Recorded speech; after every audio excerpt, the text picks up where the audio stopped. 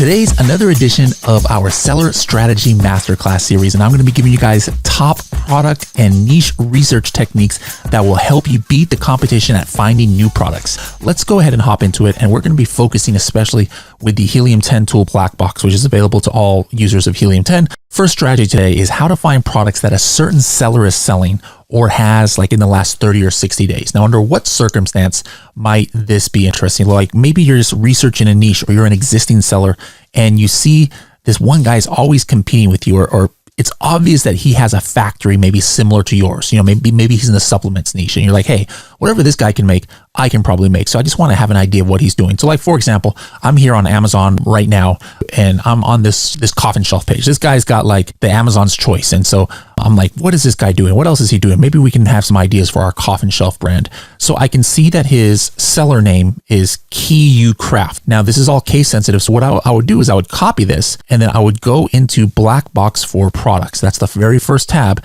And then just right here under exact seller search, I'm going to put, paste his KU Craft right there and then hit search. And then pretty much all the products that he is currently selling will come up here. And then I might get some ideas. And actually most of the things this guy is selling is not even in the kind of gothic decor or spooky decor. He's got some toilet paper holders, moon shelves, remote control holders. But do you notice a trend here? All of these are kind of like wooden products, right? And it's just like I said, the Helium 10 factory that we use in China, any one of these products that this guy is making, I can make it. And so now I might have some ideas. All right, well, this guy is having success in some of these categories. Is there some kind of line extension that I might want to make? And I don't have to know which ones are successful for him. Right here in Blackbots, it's showing me his monthly sales. I can see that one of his top sellers is actually this nesting crate storage, but he's selling about 400 units of those for $15,000 a month. Another thing that he's selling for $15,000 a month is a moon shaped shelf. I can go in, if somebody had like more products than this guy, I could go in and filter it out and then really get an idea of which products my competitors are crushing it on. You can kind of like plan your own strategy based on what the competition is doing, or maybe you're like, man, this guy's already all dominating this moon shelf category. I'm not going to touch that, but at least it's good to know what they're up to. Conversely, I might want to look at just what a brand is doing overall, not necessarily a seller. That was what's in that exact seller, but maybe there's bigger brands out there that are doing tons of products that aren't all just from one seller. Maybe a lot of them are wholesale. So something I just found, I was looking at egg trays the other day here on Amazon. I noticed this brand called Utopia Home. So instead of copying the seller name, I'm just going to copy the exact brand. And again, it's case sensitive. And I'm just going to drop that here in black box under exact brand search. Put Utopia Home there. And, let me just examine what is this brand doing on Amazon. All right. So maybe I'm in wholesale and I want to know what kind of products are being listed here. And here, look at this, 300 products came up. Now, this could be a private label research thing, but I think a lot of people who use this brand filter might be the wholesale and arbitrage sellers, like especially you wholesale sellers. Maybe you close an account with a distributor and you've got a list of SKUs from different brands. Well, you want to see, hey, what's on Amazon already? Well, you can just go ahead and go into Blackbox, put that brand name, and then go ahead and see, hey, what are the top selling products? Even if there's like 10, 15,000, you can start using these filters to see, all right, which ones only have one seller? Hey, which ones have been selling at least $1,000 this month? Which ones have been on Amazon less than 3 months? I mean, there's all kinds of filters that you can actually use here in order to kind of like narrow down your search, for whatever you're doing. So again, this is, highly used by a lot of wholesale sellers out there, but it does have some private label applications as well. Another random thing that could signify opportunity to you, all right, it would be finding products with high sales but unoptimized listings. All right, so now we're talking about like traditional product research, like people have been doing even since before Helium 10, using other tools out there. And this is like entering in very specific kind of characteristics of a product or listing that could signify that there is opportunity. So I just mentioned unoptimized listings. Well, we don't have a way necessarily to know like, hey, how strong is optimization for a certain seller. But one thing I like to do is I like to put in the number of images. To me, the number of images is sometimes, not every time, but a decent indicator of how strong at listing optimization or how strong of a seller somebody is, right? You guys know that if those of you who've been selling on Amazon, if you want to have success on Amazon, or if you're a professional seller, you got to have like 6, 7, 8 images, maybe even a video there. And if you have only 1 or 2 images, like you must really not know what the heck you're doing, right? And so this is a great way to find sellers out there or products that, like they might not be that sophisticated. And so remember, I said Amazon is about finding demand. So what would indicate demand for a product, all right? Well, that would be the sales, right? So what I did here in this black box for product search is I just put a few random things. I said, hey, I want to find a product that is selling at least $10,000 a month, but has less than 2 images. Now, why could this, not guaranteed again, why could this indicate opportunity? Well, as buyers, who wants to see a listing that only has 1 image or 2 images? Like for me, it's a turnoff, not just because I'm an Amazon seller, but I just I can't really get a clear picture of what's going on this, product if I only see 1 or 2 images. Also, what you guys will notice is that if you find a listing that only has 1 or 2 images, we all know that that's probably a sign of a seller who doesn't know really what they're doing. Because again, if you're a serious seller, you've got to have the full image stack. And what happens is if you find a listing that only has 2, 1 image, maybe 3, usually the rest of the listing is garbage too. All right. So that's why, in my opinion, if I see something that's doing $10,000 of sales, but only has 2 images, there's a possibility that there's opportunity. Why? Because why in the world would anybody buy this product if everybody's listing in this niche was really wonderful and there was just saturated with amazing listings, right? And everything was all equal. No, people wouldn't pick the listing that has only 2 images. They would pick the more sophisticated listings, the ones that looked better, right? So the fact that this product is getting $10,000 of sales despite only having 2 images, who knows? Maybe it's because everybody in this niche only has 2 images, or maybe it's because there's only like 1 or 2 products that even meet the customer's needs. So like the customer has no option. They've got to pick this product. There's a number of reasons that could come up, but it's worth checking out. So that's one of the kind of filters that I like to look at. Now, there are plenty of other filters here that you can look. Let me talk about some of them and wonder what circumstances you would want to use. So regardless of, what I'm looking at in black box for products, I usually like to narrow it down to a category or subcategory. All right. So that's something that's, newer that you can do in Helium 10, but I can go like into the home and kitchen, the whole entire category to find a product, or I can start drilling down in there and say, hey, let me open up the home and kitchen. Let me go into the bath category, and then let me go into the bathroom accessories category, and then keep drilling down to find a product specifically there. But then, like I said before, what I like to do is to indicate demand. I got to have demand for something, right? So that's what product research is. I'll usually use the monthly revenue filter and put a minimum of, there's no magic number. You guys do what you want, 2,000, 3,000, 4,000, 10,000, 20,000, whatever you think would indicate, high enough demand for what you're looking for. Another thing that I always do is set the price filter. All right. This is the retail price. Now this could work a number of ways.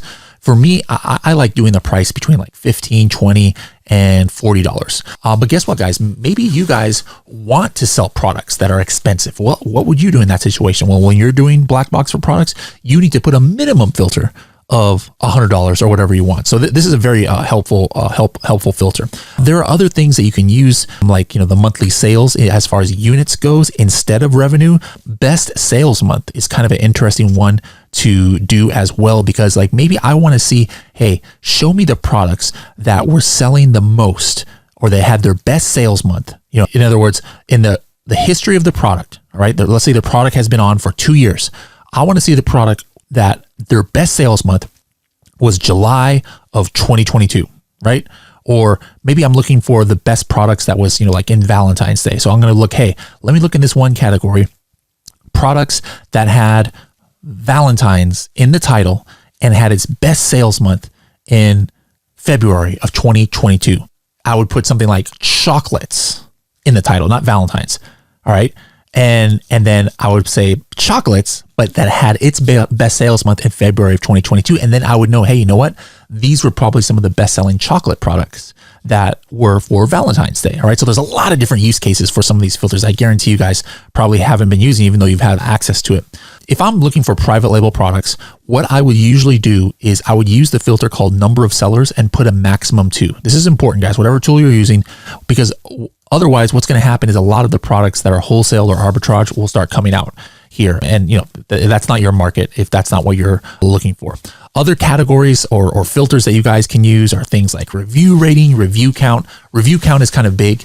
I think that's probably one of the most used filters here.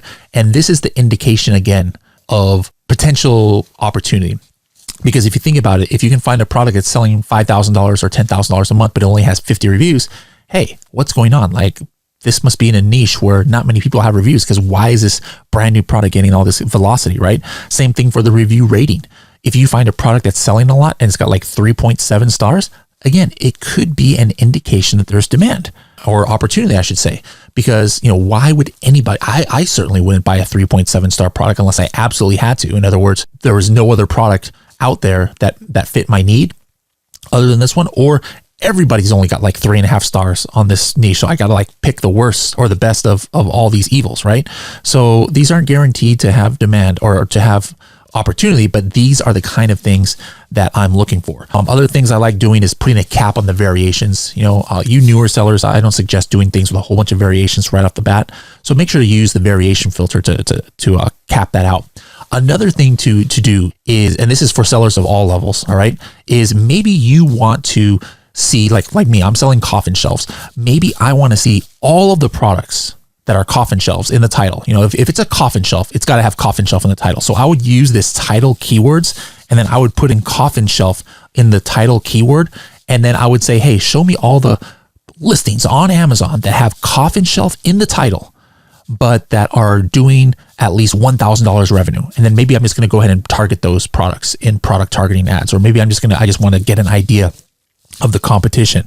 Maybe I'm like, hey, regardless of sales, show me all of the listings that have the word coffin shelf in it that were launched in the last 2 to 3 months. So I would put coffin shelf in the title filter, and then I would use this listing age filter and put max 2 for 2 months. So I mean, you just want to look at who the new players in the niche. I mean, the possibilities are endless, guys. It's really kind of crazy the amount of data that we've got at Helium 10. We've got over 2 billion products in our database. And so you can just like look at all these different characteristics of products and just filter it down with all these things. Now, my actual favorite tab or tool inside of Black Box is not what we were talking about. It's not Black Box products.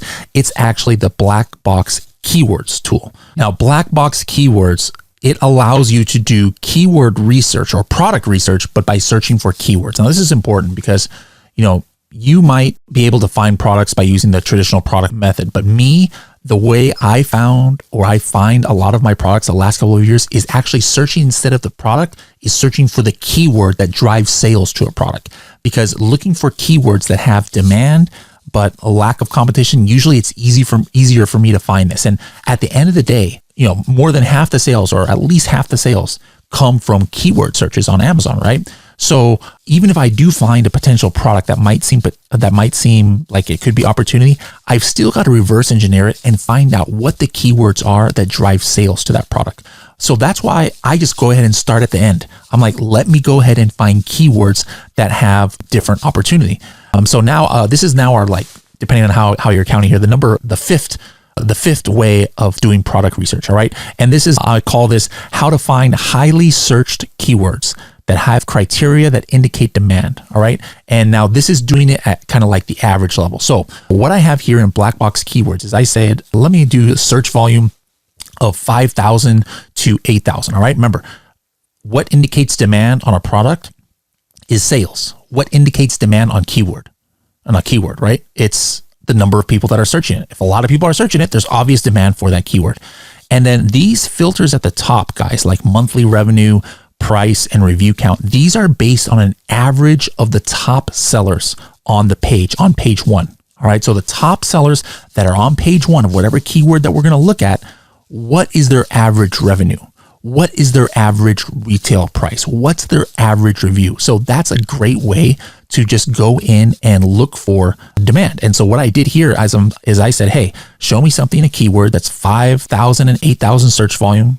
Again, there's no magic number there. You can do whatever you want. That has, if I look at the average of the top players on page 1, it's about $4,000 at least revenue. Their average price is between $15 and $55. I put here average max reviews of 200.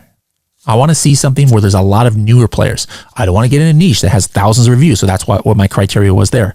I also put a minimum word count of 2. I like doing that because, in my opinion, at least in English, in other languages it's different, but there's not a lot of one word and keywords that have a lot of what I call buyer intent, meaning that they use this keyword and they buy something.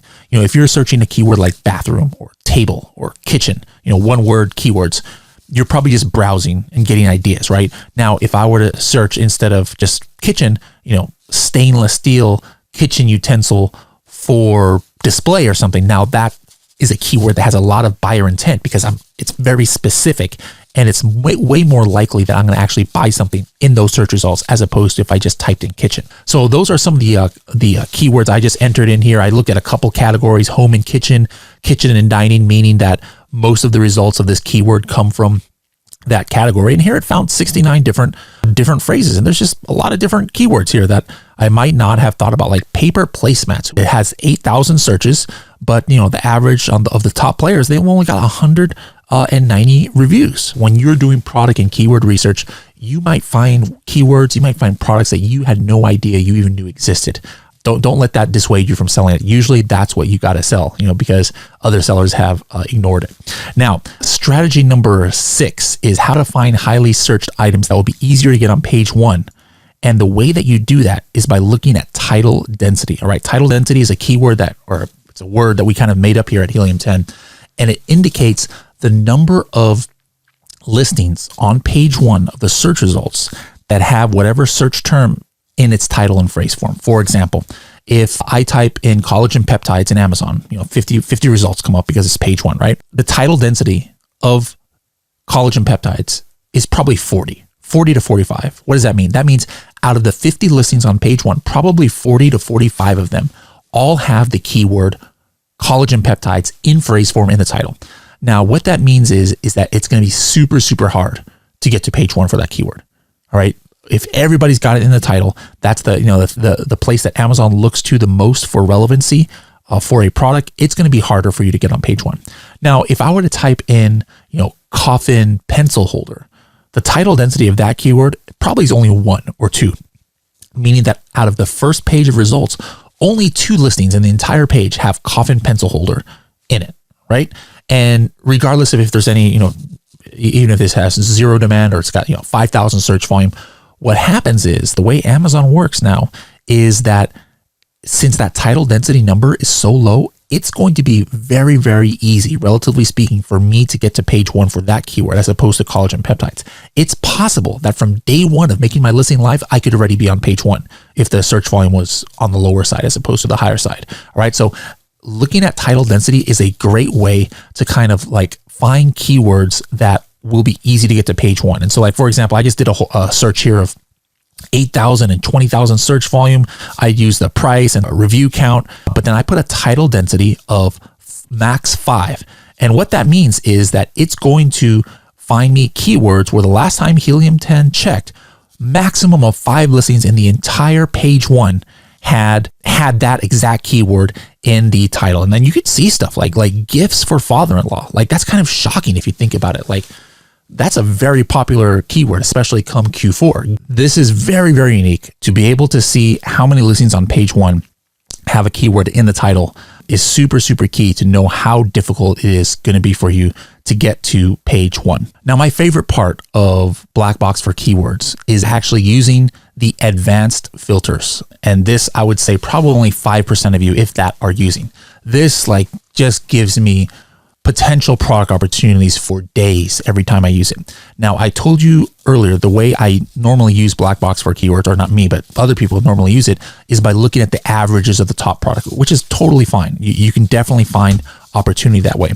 But in my opinion, a lot of the time on a lot of keywords, you're not necessarily competing with all of page 1. You're competing with whoever's in the top 10. So I like looking at what's going on in the top 10 products the last time Helium 10 checked. And so I can actually do that. Like here I said, hey, Black Box, show me a keyword that has at least 4,000 searches, right?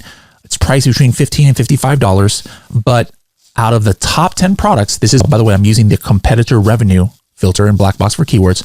Out of the top 10 products, at least 4 are selling more than $5,000 a month. All right. I don't want to see top 10 listing where they're all dud products, right? So at least 4 have got to be selling $5,000 a month. But at the same time, at least 6 out of those top 10 products, it could be any 6, have less than 75 reviews. All right. So this is really, really amazing, like next level insights that you are getting. And I just did this search right here. Look at this. Like, I didn't even know this existed. Dog bathrobe. There are people who are buying bathrobes for their dogs. I love it. I love it because it's me as a non-dog owner. I would never have thought about it in a million years. And look at this. Page 1, position, what is this? 3. Page 1, position 3 has only 1 review, guys. All right. Page 1, position 6, 0 reviews. All right. How did we find this keyword? It took me seconds because I entered in those criteria and I said, hey, Helium 10, show me where there's a keyword where out of the top 10 results, at least X number had like less than 75 reviews. And this is what came up. I'm not saying everybody go buy this dog bathrobe here, but it just illustrates how relatively easy it is to find product opportunity on the keyword side by using these advanced filters. So I highly recommend you guys don't use those top filters. If you're getting stuck, use those bottom ones that have to specifically do with the top 10 listings on page 1 of the keyword. Really tons and tons of golden nuggets there for product opportunity. Now, another tool that is slept on in Black Box is called Black Box Competitor. So here is a way in order to find the products that are ranking for the most similar keywords as a product. Now, how would you use this? Let's say I'm doing my research and I find this dog bathrobe and I find a really top selling product. I'm just wondering, who are his top competitors? What if you're already selling on Amazon and you're like, hey, I want to know what products are showing up most in the same keywords as me? In other words, let's say that you are ranking in the top few pages for a set of 250 keywords. Well, what Helium 10 is going to do is we know all of the other products that are ranking almost on those same exact keywords. All right. Does that make sense? So that's actually, you guys, I bet you guys probably didn't even know this, right? I guarantee half of you guys who are listening to this didn't know that, but Helium 10 is tracking that. And so what I can do in this tab, Black Box Competitors, like for example, I put in our coffin shelf ASIN right here, and then it spit out the top 188 products that are all ranking for the most similar keywords. And of course, it's mainly going to be coffin shelves that are going to come up. But as you start going down the list, and there's a score here, by the way, guys, this P index right here, this is like the score. This means that this product here is a score of 10 on the P index. It's like a proximity index. So that means that this is the number 1 product that they're almost on all of my same keywords as me. But as I start scrolling down, I can see like a lot of bat shelves, and there's like makeup coffin shelves, and here we got coffin letterboards. There's some triangle weird shelves. There's an actual skull handle here. But that means that these guys are also ranking for similar keywords like maybe gothic decor or spooky decor or something. But really interesting, guys. If you're wondering what are the products that you're competing with the most for keyword real estate, this is a great tool in order to do that. And then what I can do is I can like say, hey, since it's on Black Box, I can use any of these filters and say, hey, show me all the products I'm competing with, but that maybe have a review count of less than 20 or a review rating of less than 5.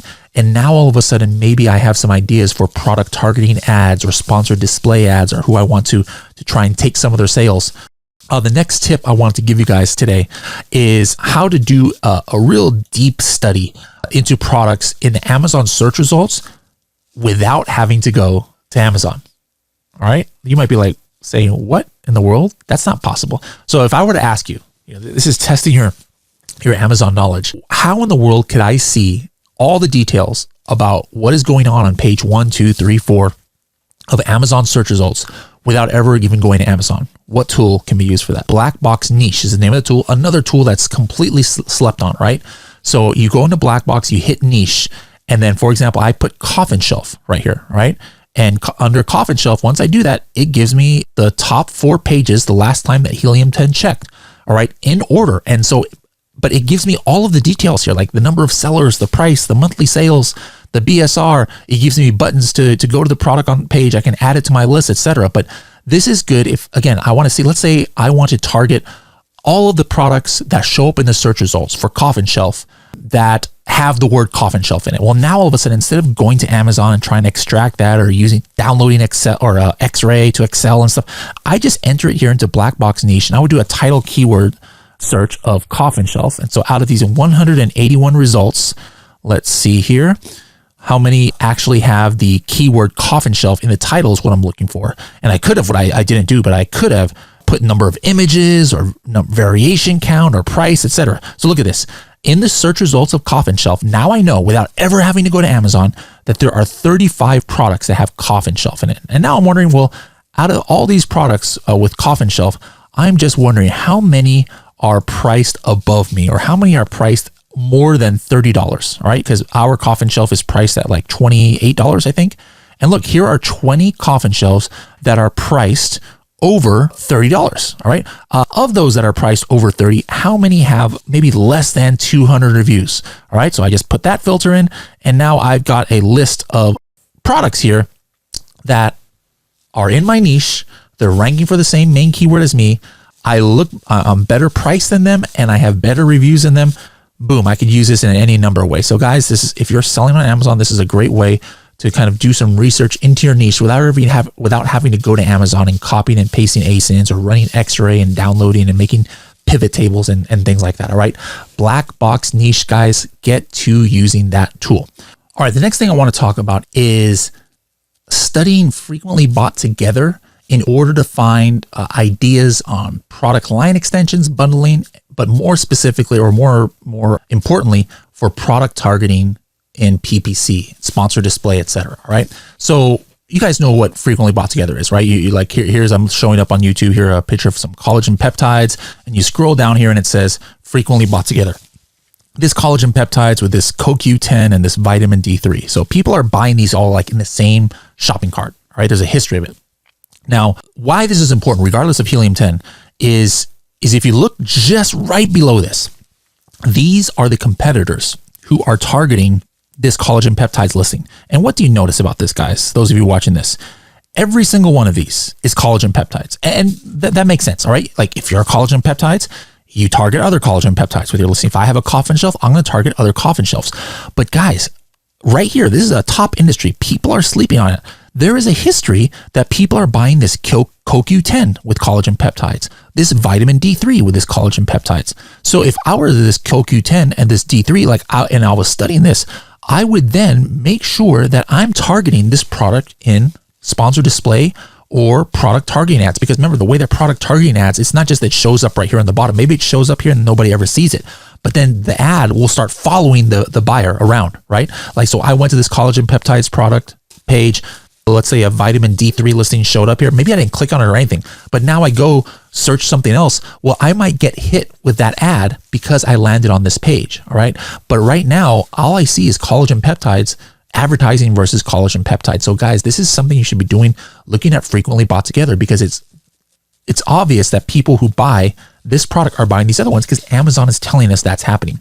There's only 2 products that show up on frequently bought together at any given time. And this could change daily. It could change weekly. It could change throughout. So guys, use black box product targeting tab, enter the ASIN. So I entered the collagen peptides ASIN that I was just looking at into here. And then I'm doing frequently bought together. All right. Now right here, 35 different products Helium 10 has detected over the last month or 2 months that have been shown and frequently bought together. Now it's interesting that a lot of the products are just the same product or the same brand, NeoCell of collagen peptides. As you scroll down here, take a look here. There's that CoQ10 that we see. There's that vitamin D3. But look at this. Here's some organic protein powder, right? Like you might not know that, hey, you know what? People who buy collagen peptides, they might be buying a protein powder as well. Guess what, guys? That's me. I'm one of these people. I put a mixture of collagen peptides and protein powder into my morning coffee every day because I really don't like the taste of coffee, but I need caffeine and I want to get protein and stuff, and I want nice hair, skin, and nails. So I put all 3 of these things together.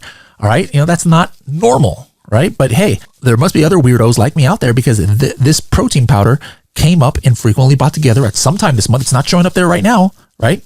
If I just based it off of what was showing there right now, I would just see this vitamin D3 and CoQ10.